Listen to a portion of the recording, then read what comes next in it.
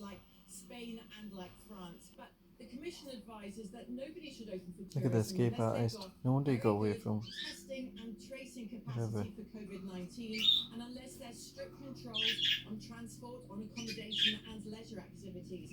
And like with all of the lifting of lockdown measures, if there's a new spike in infections, then travel restrictions, George, could be reintroduced pretty quickly. So basically, don't pack your summer swimsuit just yet. Thank you very much. The number of tests being carried out for coronavirus is still below the government's target of 100,000 a day. Some key workers are also reporting difficulties and delays in getting test results back. Today, the chair of the Commons Health Select Committee told the BBC the priority should be to get test results back within 48 hours.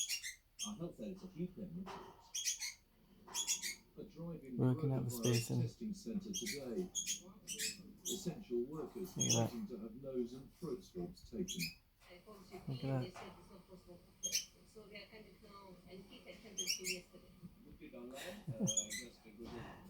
Stevie Soup wants to get out. Yeah, bite you.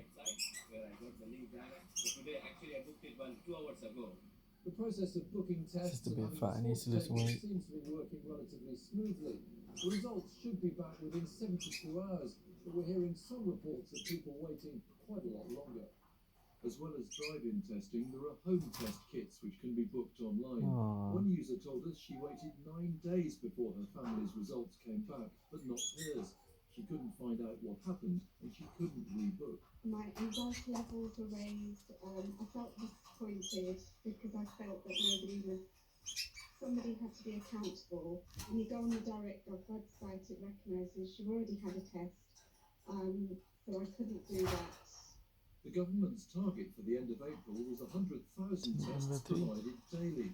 Since then, the number's only occasionally been back above that.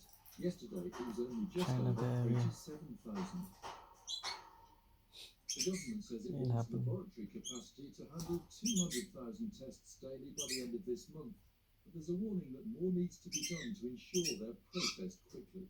If you're trying to track down and quarantine anyone who has the Which is going to knock out the other one. Well, I'm going to try anyway. In 24 or 48 hours.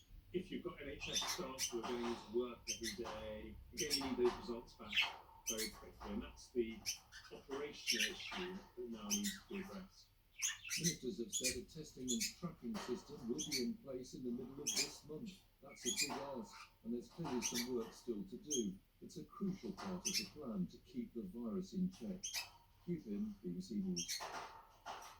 The Education Secretary, Gavin Williamson, has defended the government's plans to try to reopen some primary school classes in the next month, insisting they were based on medical and scientific advice. But education unions are